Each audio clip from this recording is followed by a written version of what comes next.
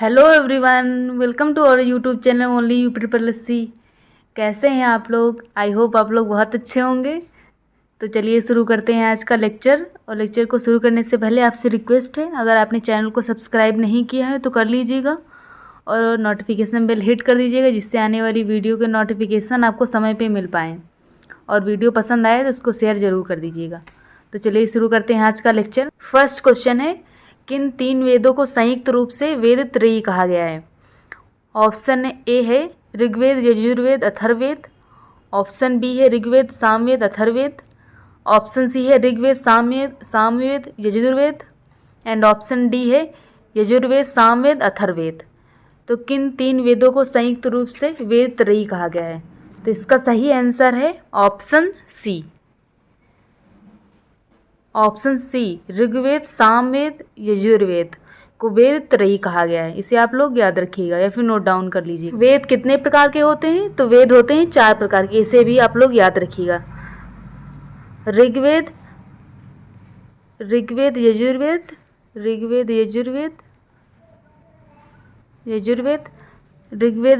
यजुर्वेद, सामवेद,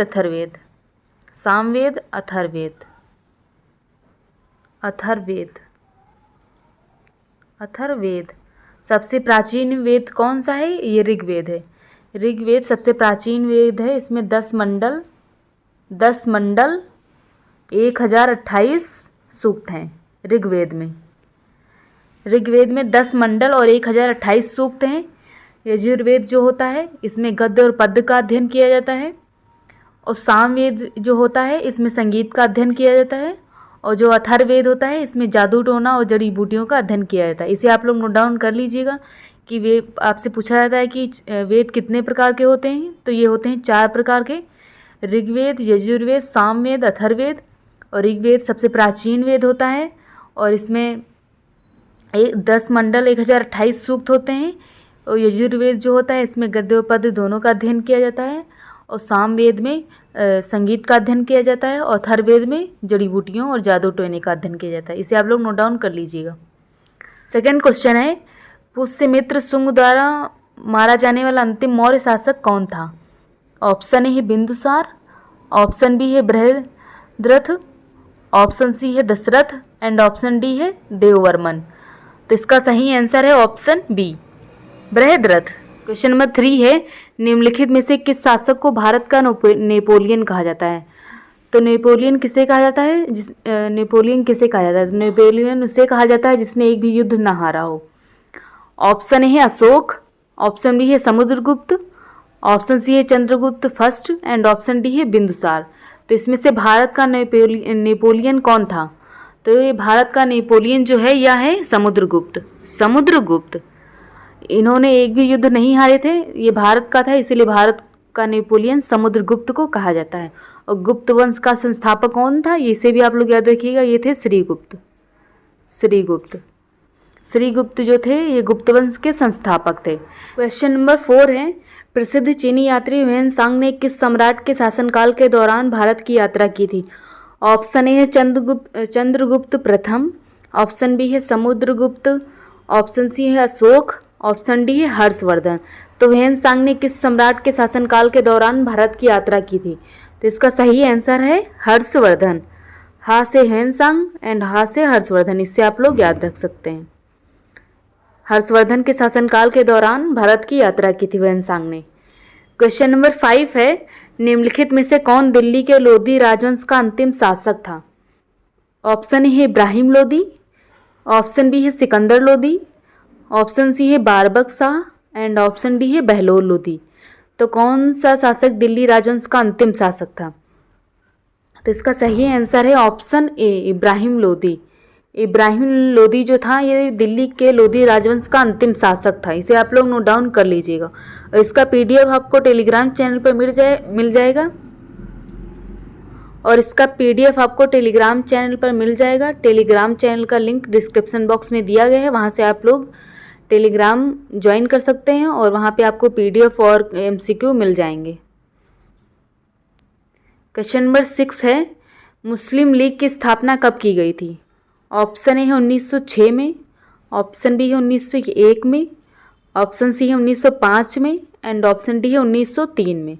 तो मुस्लिम लीग की स्थापना कब की गई थी? तो इसका सही आंसर है ऑप्शन ए 1906 में। मुस्लिम लीग की स्थापना जो है यह 1906 में की गई थी। इसे आप लोग याद रखिएगा। और क्वेश्चन नंबर 7 है, निम्न में से कौन संथाल विद्रोह के एक नेता थे? ऑप्शन ए है स्वामी विवेकानंद, ऑप्शन बी है सिद्धू मांझी, ऑप्शन सी है BR अम्बेडकर मतलब Bhimrao Ambedkar and option D है सूर्य सेन।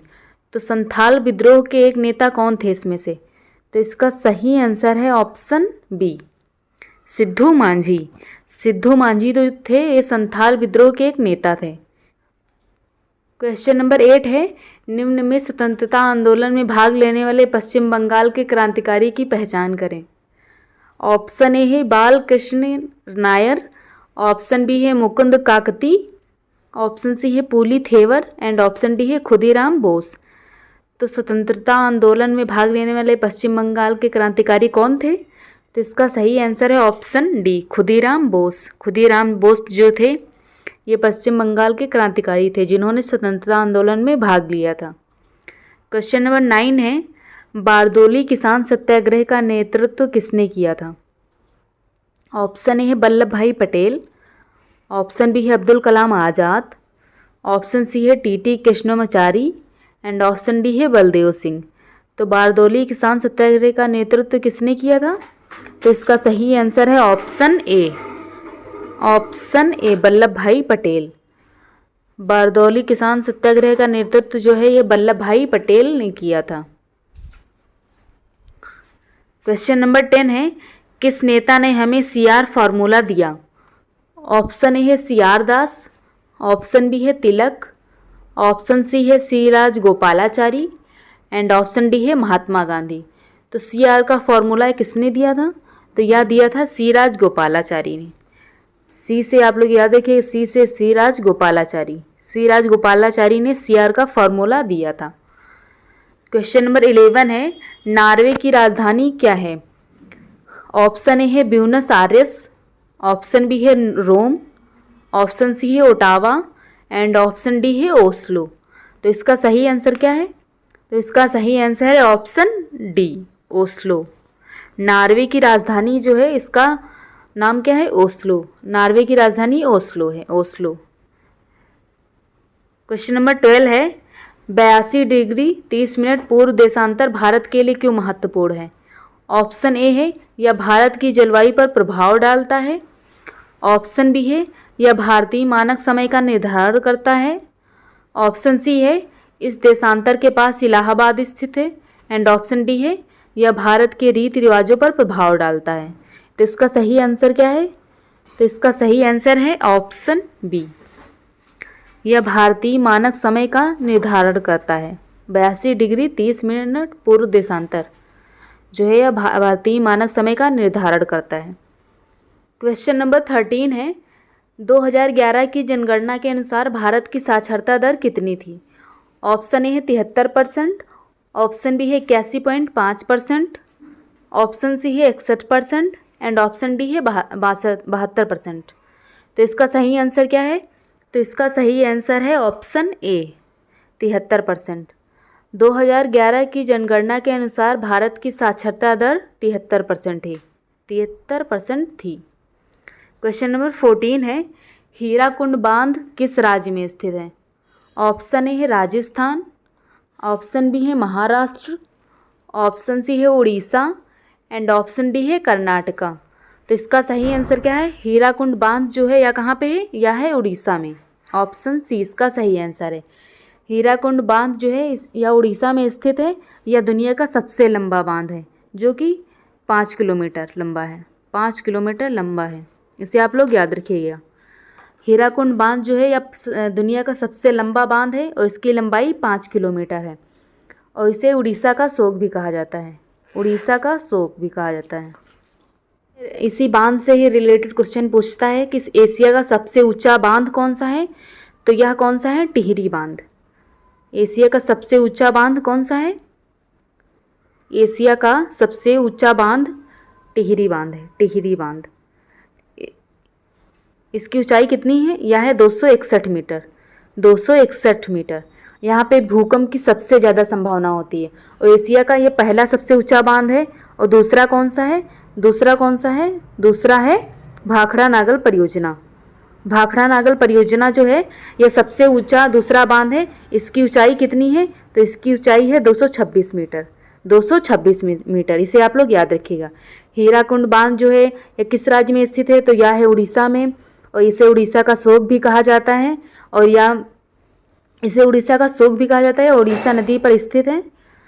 और अगर पूछा जाए कि एशिया का सबसे ऊंचा बांध कौन सा है, तो यह है टिहरी। और दूसरा सबसे ऊंचा तो यह है भाखड़ा नागल, जिसकी ऊंचाई जो है 261 है टिहरी की, और भाखड़ा की 226 मीटर।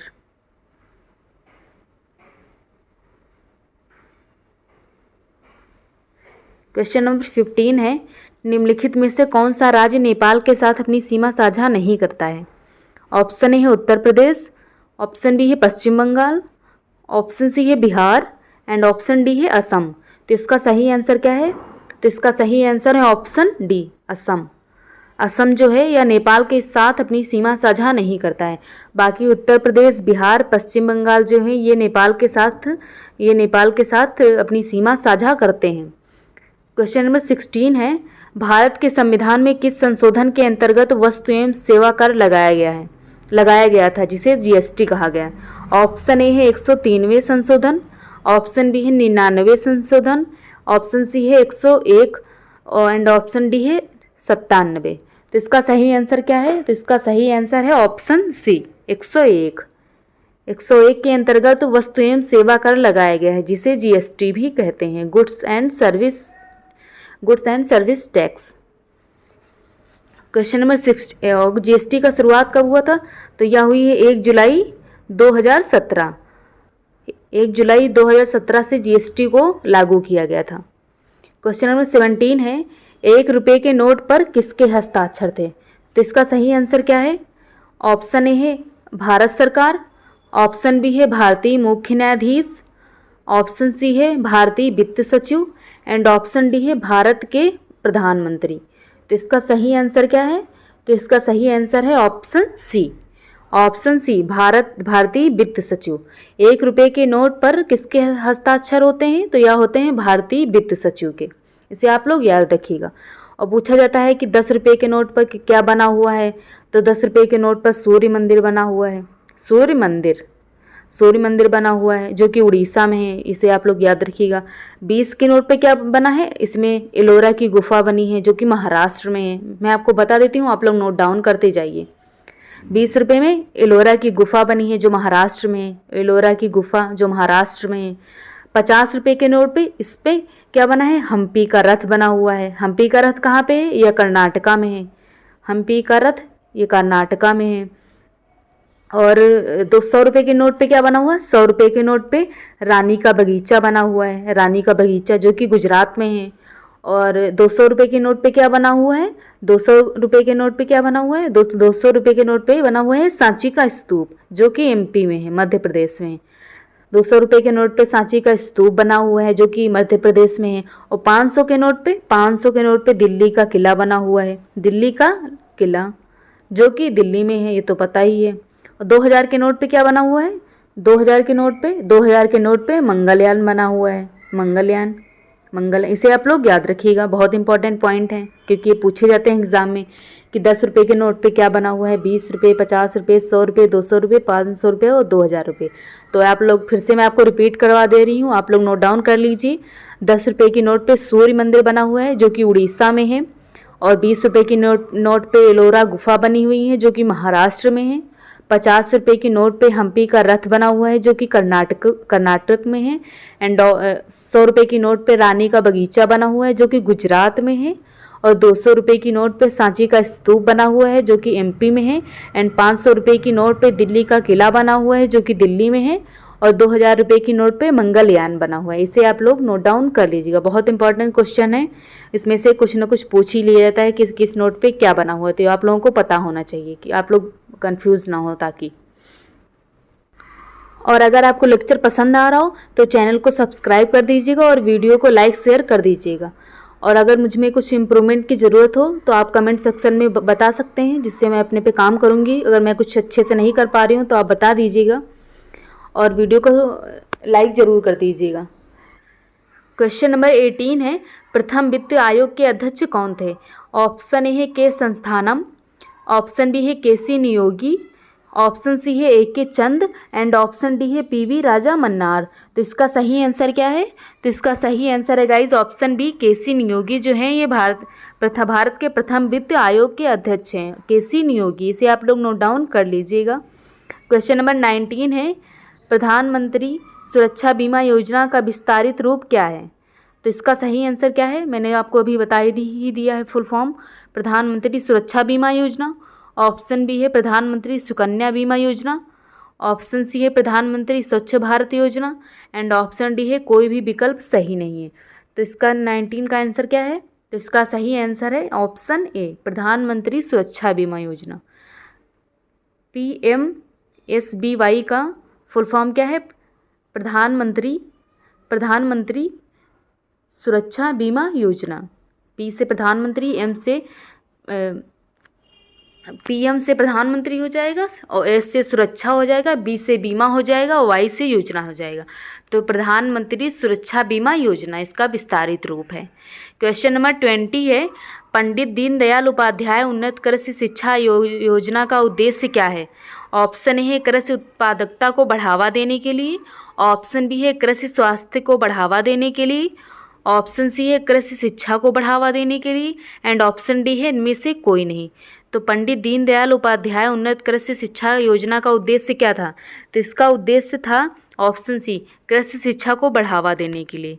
इसमें एग्रीकल्चर को बढ़ावा देने के लिए इस योजना की शुरुआत की गई थी, जो कि पंडित दीनदयाल उपाध्याय ने की थी। इसे आप लोग नोट डाउन कर लीजिएगा। क्वेश्चन नंबर 22 है, निम्नलिखित में से किस अनुच्छेद में भारत को इंडिया भी कहा गया है? कौन सा अनुच्छेद है जिसमें भारत को इंडिया भी कहा गया है? तो ऑप्शन ए है अनुच्छेद 1, ऑप्शन बी है अनुच्छेद 2, ऑप्शन सी है अनुच्छेद 3 एंड ऑप्शन डी है अनुच्छेद 4। तो इसका सही आंसर क्या है? अनुच्छेद 1। अनुच्छेद 1 को भारत का इंडिया भी कहा गया है। इसे आप लोग याद रखिएगा, बहुत इंपॉर्टेंट क्वेश्चन है।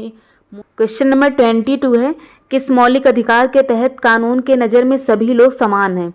ऑप्शन ए है स्वतंत्रता का अधिकार, ऑप्शन बी है संस्कृति और शिक्षा संबंधी अधिकार, ऑप्शन सी है समता का अधिकार एंड ऑप्शन डी है शोषण के विरुद्ध अधिकार। तो कौन सा अधिकार जो है जिसमें कानून की नज़र में सभी लोग समान हैं?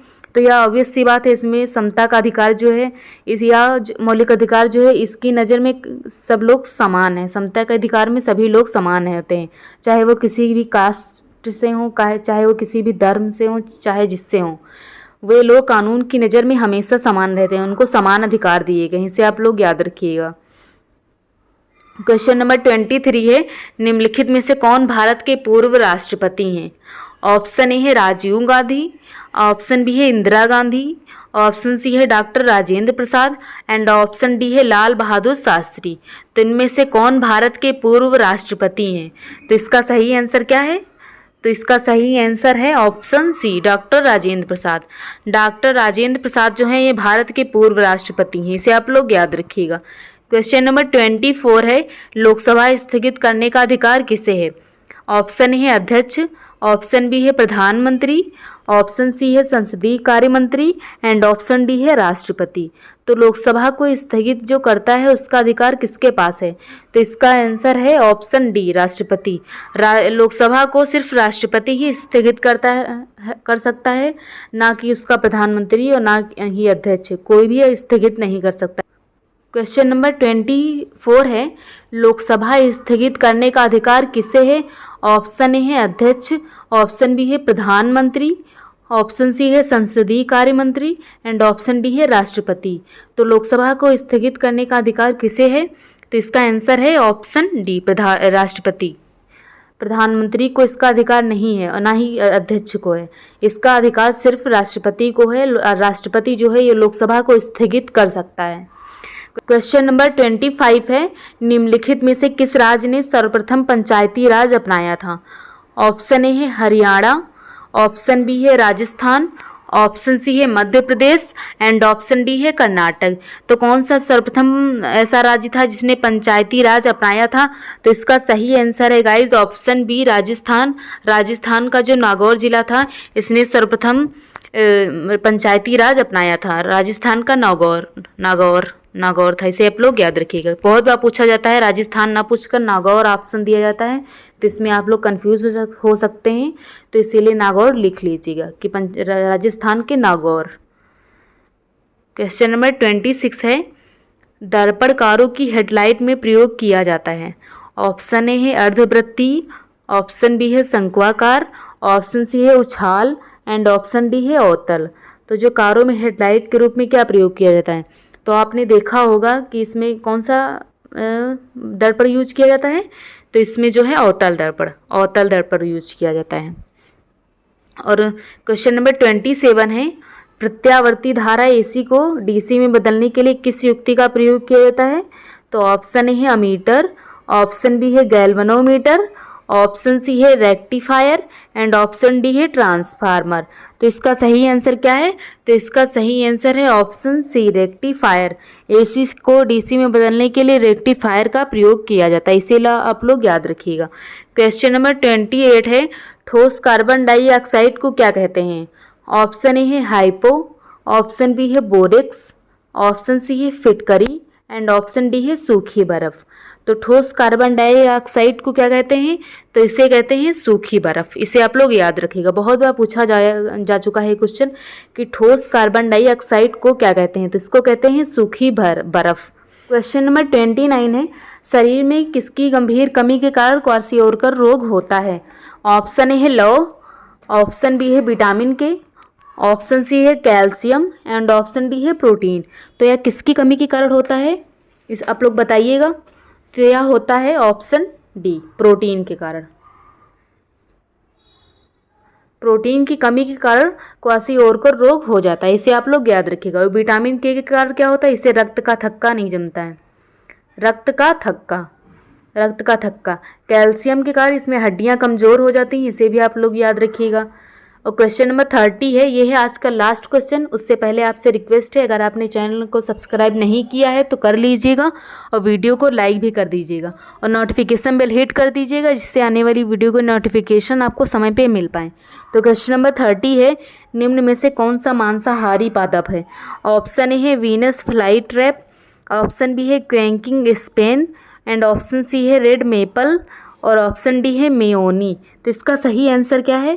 तो इसका सही आंसर है ऑप्शन ए Venus fly trap. Venus fly trap जो है ये एक मांसाहारी पादप है।